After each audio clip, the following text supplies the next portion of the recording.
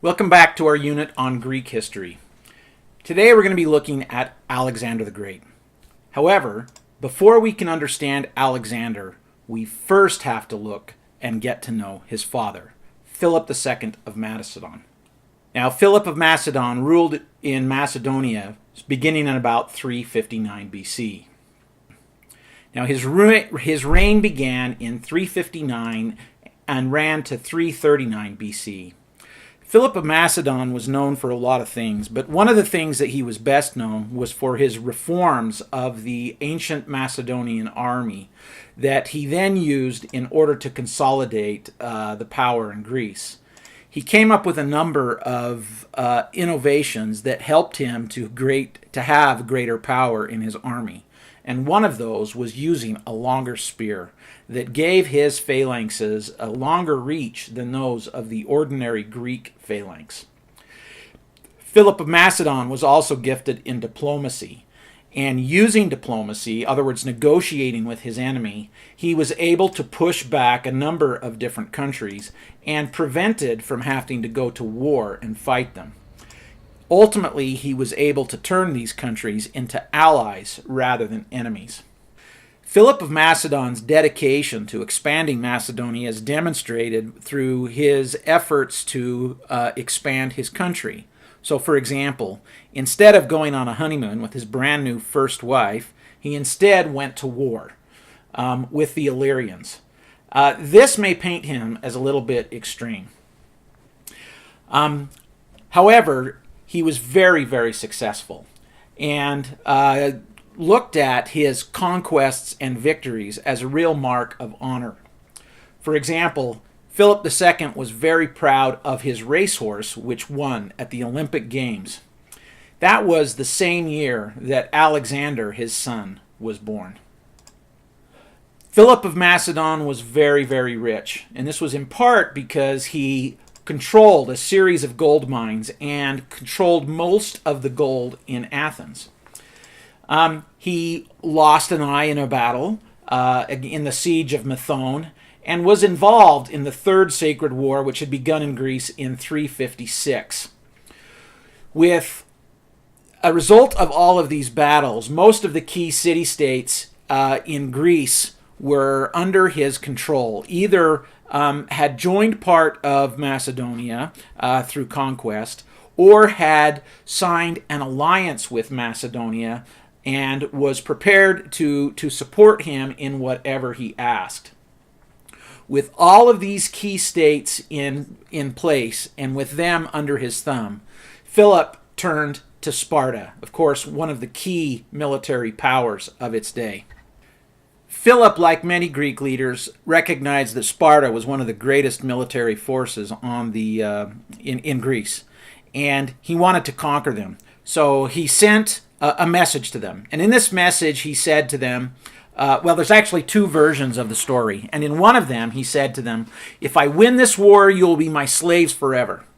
In another form of the version, or of the story, he said, "You're advised to submit to me without further delay. For if I bring my armies into your land, I will destroy your farms, slay your people, and raze your city." Very strong messages. Now, according to both of these stories, however, the Spartans' response was very confident. They sent back just one word: if. After this, Philip II decided to not attack Sparta and to just leave them alone. And it was something that I think is a tribute to Philip, because he recognized that if he was to lose against Sparta, he could lose everything. And since Sparta was not an aggressor, he was not willing to risk everything on overthrowing a power which was unnecessary to his control of the rest of Greece. All right, now that we have met Philip of Macedon, let's go ahead and turn to Alexander the Great and look up at Alexander's life. We can pick up in the year 356 BC. Alexander was born to Philip of Macedon and his first wife, Cleopatra. Now, Alexander was known as Alexander the Third because he was the third person with the name of Alexander in the Macedonian royal line. However, as you know, he's commonly referred to as Alexander the Great. There are several legends surrounding Alexander's birth and childhood. Under one series of legends, meteors shot through the stars or through the skies, signaling the birth of a great king. Birds flocked in a certain way to indicate that something very important was happening. And there are other stories that were recorded that basically showed that a wonderful king had been born. However, I think one of the most interesting stories was told by Alexander's mother, Olympia. Olympia is reported to have not been on very good terms with her husband, Philip II. In fact, she repeatedly told people when she became pregnant with Alexander that the child would be a son of Zeus, not of Philip II. As a result of this, Philip II was very concerned and wondered what was going on, and he wondered about this enough that eventually he sent a messenger to the oracle at Delphi. He asked the oracle whether his son was the son of Zeus, and the cryptic response that he got back was, "The son of a great and powerful king is born." Philip II chose to accept this interpretation as meaning that Alexander was his son. It was clear that Philip II always wondered about Alexander's parentage, even up until the time that Alexander was a grown man. Now, another problem that Philip II had with Alexander is that his wife, Olympia, was not a Macedonian.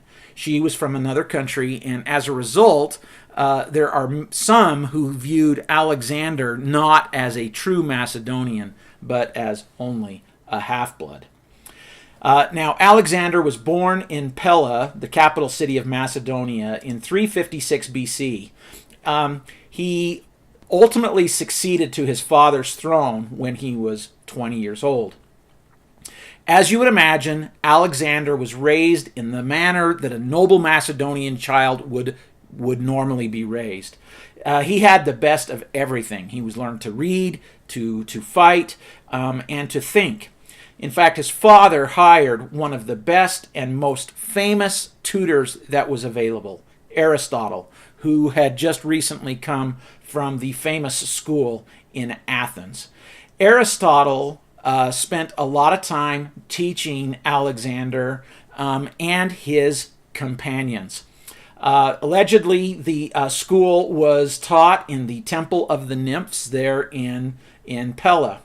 And Alexander and his companions were taught in all of the knowledge and learning that Aristotle had learned in his long life. Another great story about Alexander occurred when he was about maybe 9 or 10 years old. According to the story, there was a dealer in horses who had brought a bunch of horses to Philip II's court in order to try to sell them.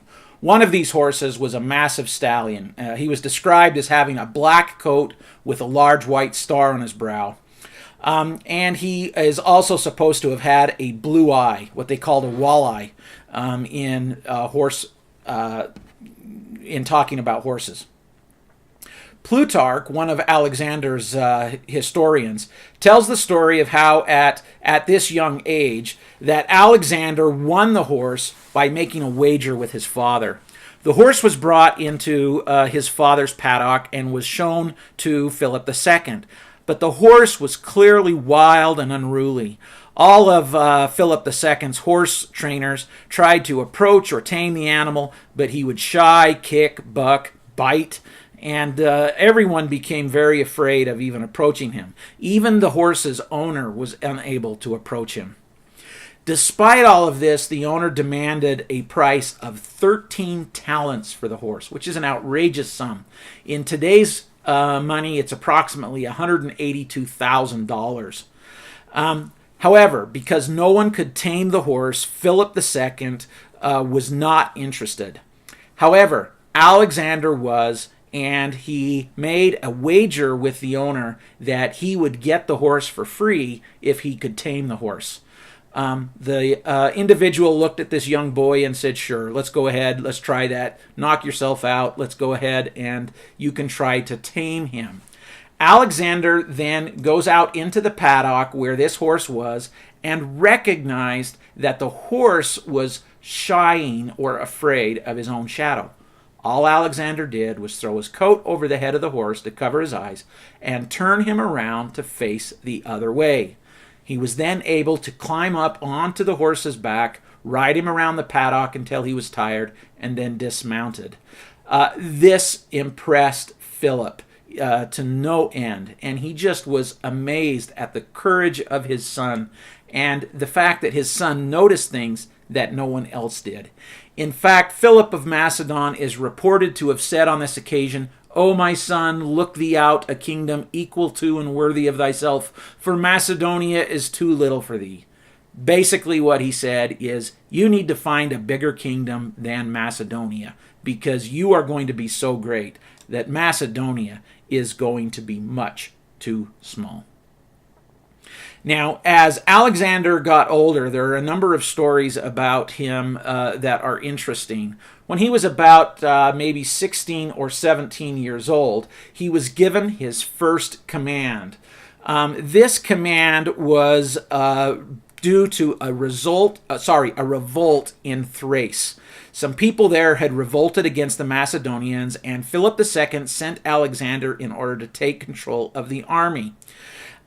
He successfully won the war, colonized the area with people from Macedonia, and named his first city. And at this time, he called the city, let me think, what was a good name for it? That's right, Alexandropolis, meaning the city of Alexander. Even at this early age, Alexander thought a lot of himself. It was quite an important victory for him, though, because it showed Philip of Macedon's generals that Alexandria had talent as a military commander. Another event that Plutarch talks about with the young Alexander is that there was one time when he was left at home to basically mind the store, keep the Macedonian court while Philip II was off fighting somewhere else. During this particular event, some ambassadors from Persia came to court. Now keep in mind that Alexander is relatively young, and most of the people felt that he was way too young to know anything about politics or statecraft. However, he sat down with the Persians and had a wonderful conversation with them. And he impressed them with his affability, in other words, how much they liked him, and with the kinds of questions that he asked. So, for example, he questioned them a lot on the things that they knew and that they were interested in talking about. Questions such as, what are the ways into Asia? And what is the nature of your king? And what is he like? He wanted to know how his king carried himself to his enemies. In other words, how did he present or behave when he was talking to his enemies, and what forces or armies he was able to bring into the field. They thought that this was a very interesting question and very astute questioning from a young man in Macedonia, and they answered his questions freely. What they didn't understand is that in part of this conversation, Alexander was gathering important information that he would then use against the Persians. So it was something that was showed the intelligence that Alexander had. Now, when Alexander was about 17 or 18, his father returned to Pella and became enamored and fell in love with a woman by the name of Cleopatra. Now, Cleopatra was the niece of one of his generals. And, of course, they shortly thereafter got married. As part of the Greek wedding feast, there was a time when the men were all sitting together drinking, and they had had too much wine. This wedding made most of the Macedonians really quite excited because, unlike Olympia, Cleopatra was a full Macedonian, which meant that any son that she had would have been a full Macedonian heir.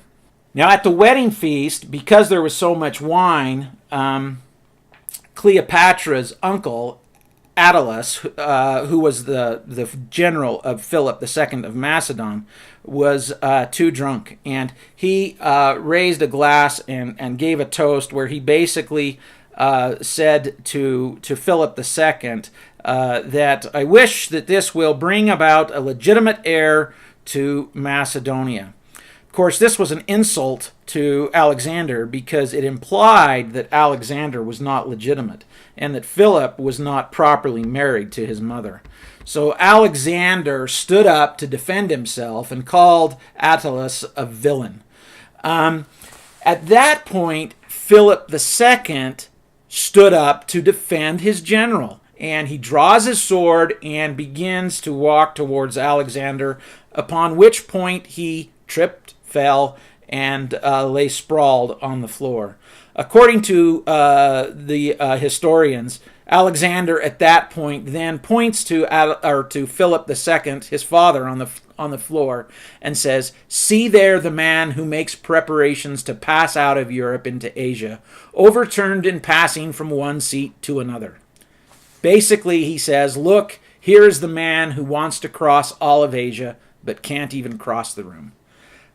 It was a bit of a deadly insult, and it was something that angered Philip against Alexander, and Alexander chose to go and leave the court of Pella for a time and to live with his mother while his father fell down.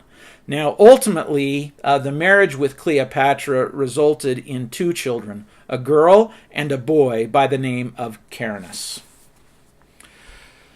So today what we have done is we've looked at the life of Philip II of Macedon. We looked at his reign from 359 to 336 BC, and we also looked at how he married first Olympia and then later Cleopatra. Alexander was born between the marriage of Philip and Olympia in 356 BC and was tutored and taught by the great Aristotle. Alexander tamed a horse Bucephalus by turning him away from seeing his shadow, which shows us that Alexander was very observant and saw things that others didn't. And he continued to impress the people of Macedonia through his military abilities as well as his diplomatic abilities.